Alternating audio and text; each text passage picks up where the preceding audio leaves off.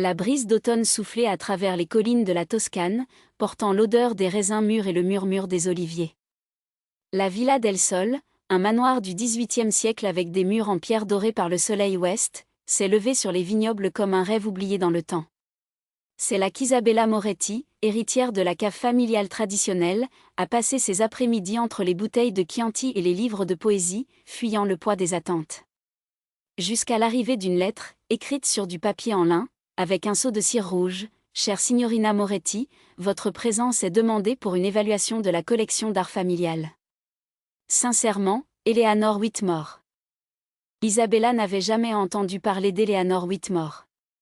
Mais lorsque la femme est apparue à la porte de la villa, sous une couleur de vin, elle a compris pourquoi le nom ne lui était pas familier. Eleanor n'était pas un restaurateur ordinaire.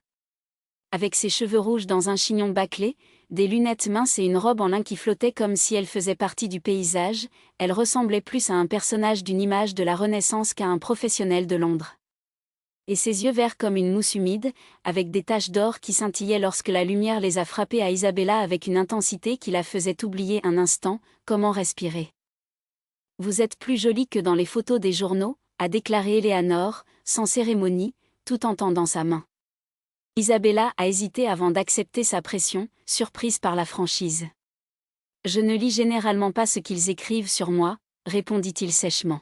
« Ah, mais j'ai lu. » L'héritière recluante, la dernière Moretti, la femme qui préfère les raisins aux gens. Eleanor a souri, et c'est alors qu'Isabella remarqua, elle avait un menton, presque imperceptible, qui ne apparaît que lorsqu'elle était sur le point de dire quelque chose de provocateur. Vous ne ressemblez pas au genre qui est impressionné par les potins, vous avez observé, en croisant les bras. Je ne le suis pas.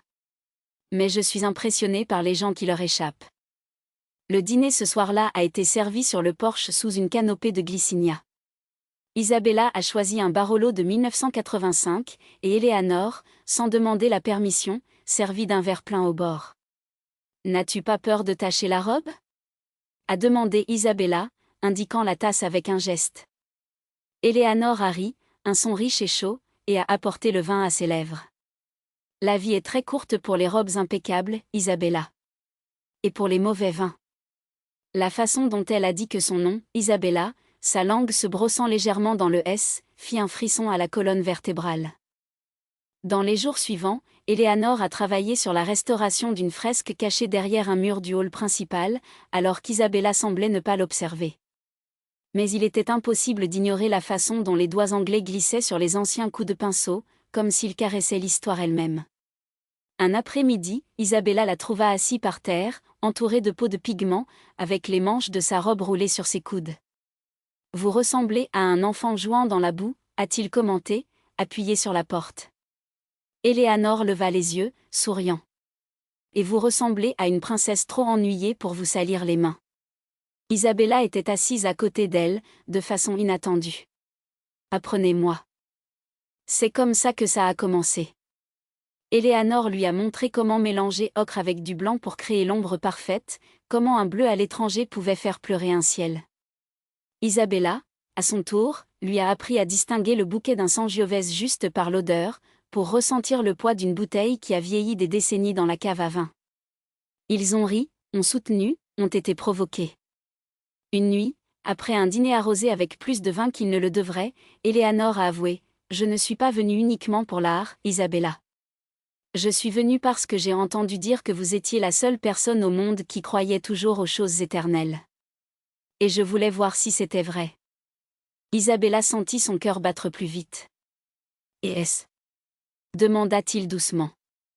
Eleanor s'approcha, si près qu'elle pouvait voir les taches d'or dans ses yeux comme des étoiles dans une galaxie particulière. « Je n'ai pas encore décidé, » murmura. « Mais je suis proche. » Mais la réalité, comme toujours, s'est envahie. Un téléphone londonien, la galerie représentée par Eleanor était au bord de la faillite. Elle avait besoin de revenir en arrière. « Je partirai demain », a-t-il annoncé, tout en emballant ses pinceaux. Isabella a senti le sol disparaître. « Restez » demanda sans fierté. « Je ne peux pas », répondit Eleanor, et pour la première fois sa voix trembla. « Ma vie n'est pas là. Et le vôtre ne peut être nulle part au-delà d'ici. Le lendemain matin, Isabelle. Il l'a réveillée avec le son d'un moteur. Il a couru vers la fenêtre à temps pour voir le taxi d'Éléanore disparaître à travers la voie du cyprès. Il n'y avait pas d'adieu, pas de baiser, pas de promesse. Seul le silence qui a suivi, lourd comme plomb. Les semaines de mauvaises herbes se sont écoulées. Isabella a plongé dans le travail, évitant même la salle où la fresque restaurée était complètement brillante.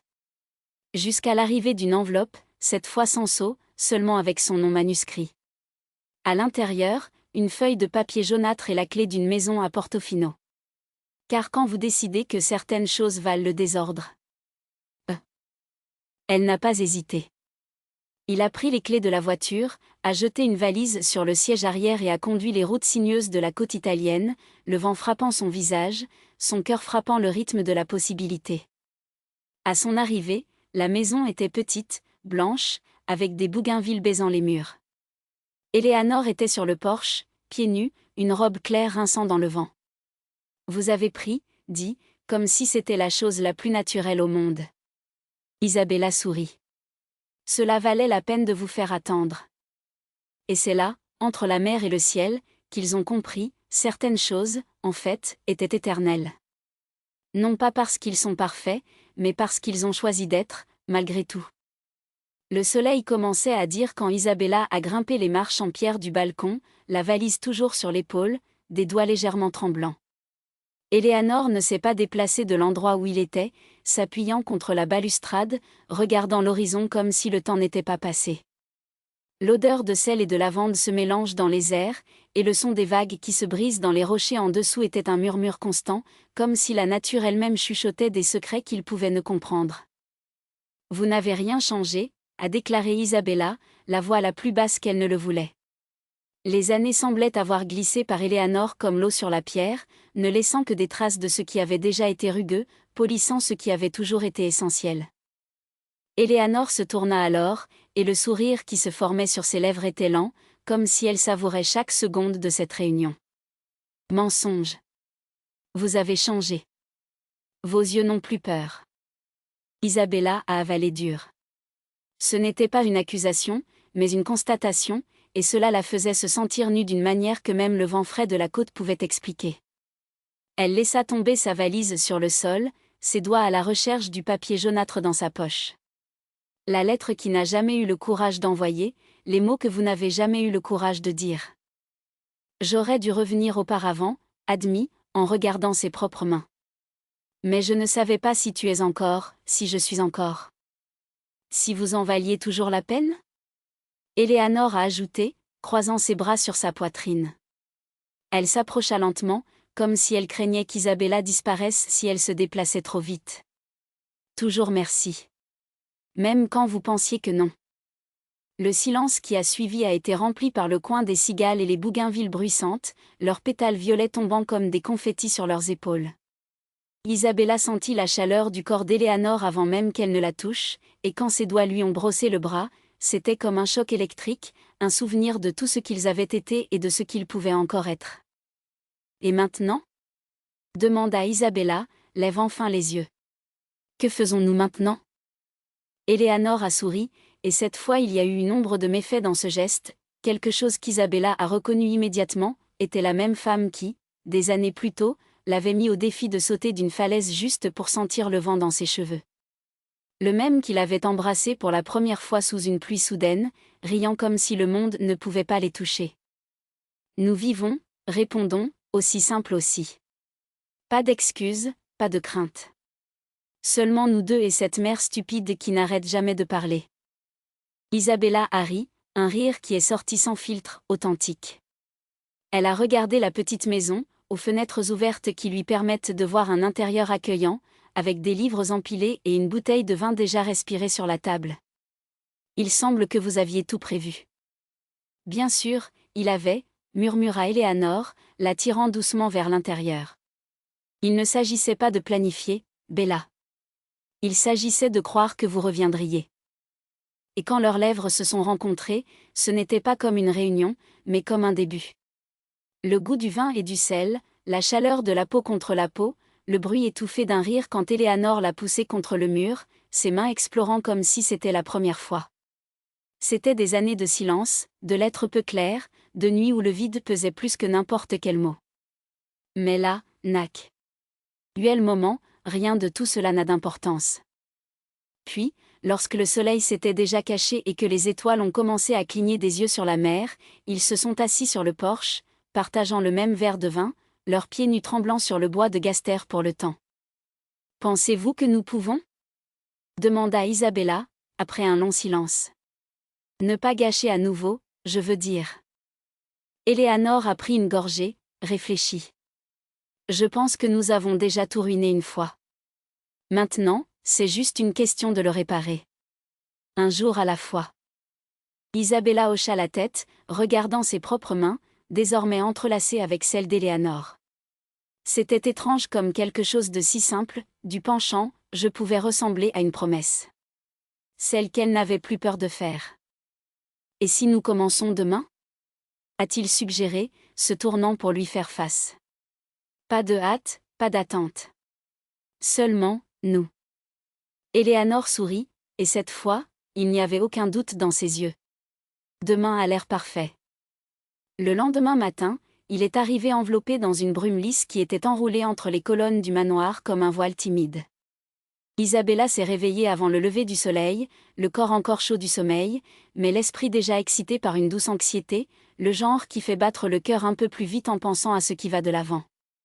Elle se leva sans bruit, portant une chemise en lin. Éléanore qui gardait toujours son odeur, mouillée et vanille, a-t-elle dit pieds nus à la cuisine, où la lumière jaunâtre du vieux réfrigérateur illumina son visage tout en cherchant quelque chose à préparer. Le café a bouclé dans la cafetière italienne quand Éléanore est apparue, soutenue par la porte, ses cheveux encore en désordre, ses yeux endormis mais brillant déjà avec une curiosité qu'Isabella connaissait bien. « Vous avez toujours été trop une aube à mon goût », il murmura Éléanore, s'étendant comme un chat paresseux. « Ou est-ce juste aujourd'hui ?» Isabella sourit, servant le café en 2 belles tasses en porcelaine, celles que la grand-mère d'Éléanore avait apportées de France il y a des décennies. « Aujourd'hui est une journée spéciale. Ou du moins, je veux que ce soit. » Éléanore s'approcha, brossant légèrement les doigts à l'arrière de la chemise d'Isabella, un geste presque involontaire, comme s'il devait confirmer que c'était réel. « Spécial comment ?» Comme le premier jour du reste de nos vies, il a plaisanté Isabella, lui tendant la tasse. Ou quelque chose. Moins dramatique, peut-être. Éléanore rit doucement, soufflant la vapeur qui monta du café. Vous avez toujours été terrible avec des discours romantiques. Et vous l'avez toujours aimé, Isabella a contré, appuyée contre la hanche sur le banc pour être face à face. C'était vrai. Il y avait quelque chose dans la manière maladroite qu'Isabella a essayé d'exprimer ses sentiments qui faisait fondre Éléanore à l'intérieur. Comme si, après tant d'années se protégeant derrière ironie et silence, elle a finalement permis aux mots d'être tordus, imparfaite mais sincère. « Et que faisons-nous aujourd'hui, alors ?» demanda Éléanore, prenant une gorgée de café amer. « Dans notre premier jour. » Isabella pensa un instant, regardant par la fenêtre ouverte, où les premiers rayons de soleil ont commencé à faire dorer les feuilles de jardin. Nous pourrions ne rien faire. Rien ? Éléanore a cambré un sourcil, amusant. Rien de grand. Pas de décision importante ou de conversation sérieuse. Rester. Ensemble. Comme nous ne pourrions jamais auparavant. Éléanore sentit quelque chose tomber dans sa poitrine. C'était si simple que ça faisait mal. Des années perdues, des douleurs enterrées, et il y avait Isabella, suggérant que suffisamment, pour aujourd'hui, il n'y avait qu'un seul, sans hâte, sans crainte. Il y a une chose que j'ai toujours voulu faire ici et je n'ai jamais fait, a avoué Éléanore, après un moment.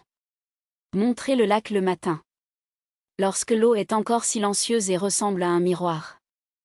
Isabella sourit, laissant tomber sa tasse sur le banc. Alors allons-y. Ils se tenaient la main, leurs pieds nus s'enfonçant légèrement dans l'herbe orbelle. L'air sentait la terre humide et les fleurs sauvages, et le silence entre eux n'était plus un vide à remplir, mais un espace sûr, où même les soupirs ont eu lieu. Le lac était à l'arrière de la propriété, cachés par une petite forêt de sauleurs dont les longues branches brossaient la surface de l'eau. Quand ils ont atteint la banque, Isabella a compris pourquoi Eleanor avait gardé ce moment juste pour eux. L'eau était un miroir parfait, reflétant le ciel rose de l'aube et les silhouettes d'arbres comme une image impressionniste. Au plus petit mouvement, une feuille de quin. Oh, un débarquement des oiseaux, a tourné des ondulations qui ont brisé l'illusion pendant quelques secondes, puis se sont à nouveau installées. C'est beau, chuchota Isabella, assise sur l'herbe, les jambes croisées. Il semble que nous puissions entrer dans cette réflexion et disparaître. Eleanor était assis à côté de lui, ses épaules contre. J'y ai pensé quand j'étais enfant. Que ce lac était une porte d'un autre monde. Et tu n'es jamais entrée ? Elle plaisanta Isabella, la poussant légèrement avec son coude. Eleanor rit. Je n'ai jamais eu le courage. J'ai toujours pensé que si c'était un portail, cela ne fonctionnerait que si j'avais la bonne personne.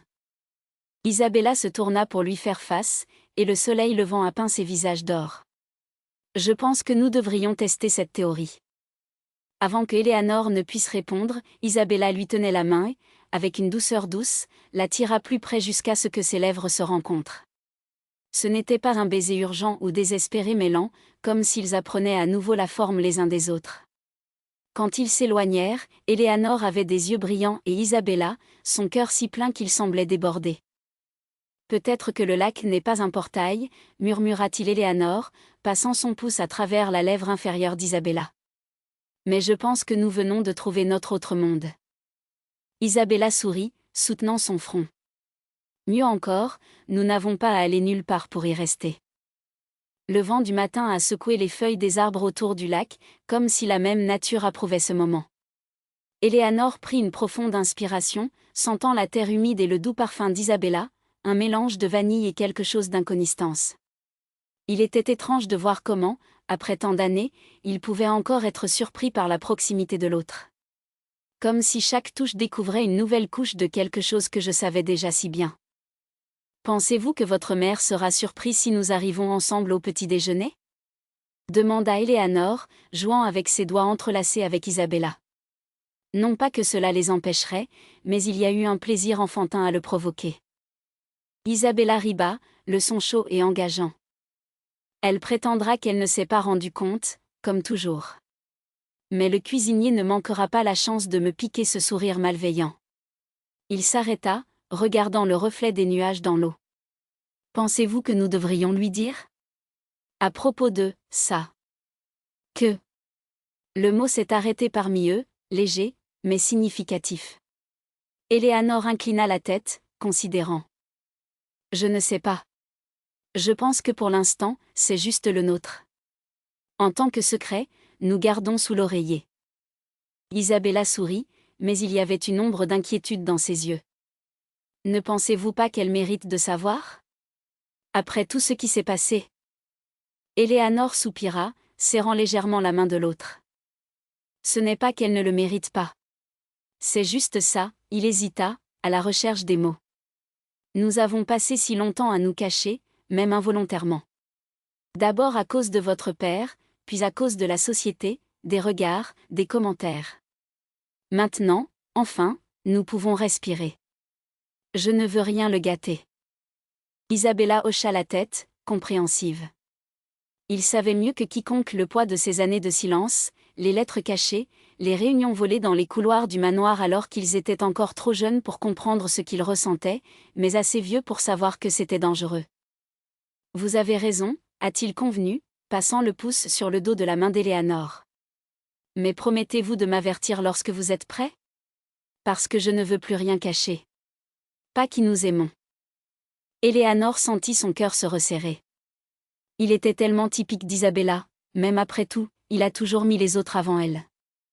Je le promets, murmura-t-il, la tirant dans un autre baiser, de plus en plus court mais non moins intense. Maintenant, allons. Avant que mon petit déjeuner préféré ne devienne des miettes dans l'assiette de votre mère. Isabella rit, étant transportée par la main d'Eleanor alors qu'ils retournaient au manoir. Le soleil était déjà plus élevé et la rosée dans les pelouses brillait comme des diamants dispersés. C'était l'un de ces jours où le monde semblait suspendu à temps, comme si même l'air respirait plus lentement. En entrant dans la porte arrière, ils ont été accueillis par l'odeur du pain frais et du café nouvellement choisi. Le cuisinier, Madame Rodriguez, leva les yeux du poêle et les regarda avec un sourire qui n'avait pas besoin de mots. « Bonjour, mesdames, a-t-il dit, avec un ton qui lui a suggéré de savoir exactement où ils avaient été et ce qu'ils avaient fait. Anko Clara est déjà dans la salle à manger. Et, Maiden Isabella, a une lettre à la dame dans le plateau en argent. Isabella a échangé un rapide coup d'œil avec Eleanor avant de prendre les limites. Le seau était de la cire rouge, avec des armoiries non radiaires. Il s'ouvrit attentivement, dépliant le rôle épais tandis qu'Eleanor surveillait son épaule. « Chère Isabella. J'espère que cette lettre le trouvera bien. Cela fait longtemps depuis notre dernier rendez-vous, et j'avoue que je pense beaucoup à vous. Il y a des problèmes familiaux qui souhaitent discuter personnellement. Si vous le pouvez, venez me rendre visite la semaine prochaine. La maison de plage est à votre disposition, comme toujours. Avec affection. Tante Margarida. » Isabella fronça les sourcils. « Ma tante ne m'a jamais écrit auparavant. Et les affaires familiales semblent vagues. » Eleanor croisa les bras, sentant une sensation désagréable. « Pensez-vous que cela a quelque chose à voir avec l'héritage de votre père ?» Isabella soupira, gardant la lettre dans la poche de la robe. « Je ne sais pas. Mais je pense que je devrais le découvrir. » Eleanor n'aimait pas le ton de la démission dans sa voix. Après tout ce qui s'était passé, après avoir finalement rencontré, la dernière chose que je voulais, c'est que quelque chose, ou quelqu'un, les a à nouveau séparés. « Alors je vais avec toi, » a-t-il dit fermement. Isabella se tourna vers elle, surprise. « Ce n'est pas nécessaire. »« Oui, j'en ai besoin, » interrompit Eleanor, tenait le visage d'Isabella entre ses mains.